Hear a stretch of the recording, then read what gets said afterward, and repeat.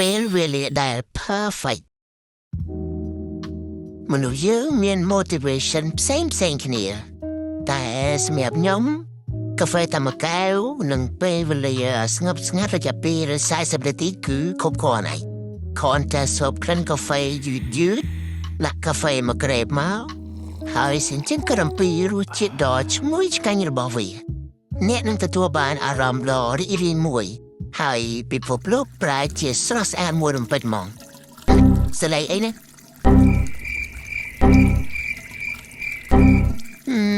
មិនជាអ្វីពិភពលោកនៅតែស្រាលបំប្រងចាំទីទៀតចាំលៀងចាំទីទៀតជួនទៅមិត្តទាំងអស់គ្នាខយពីយើង enjoy ជាមួយនឹងពេលវេលាដ៏ perfect ហើយកុំភ្លេចរៀបចំហើយនឹងសម្ភារៈផងកុំចាំតិចទៀតដូច Mr. Kabibi នេះចាំតិចរហូតវាផឹកដល់ល្ងាច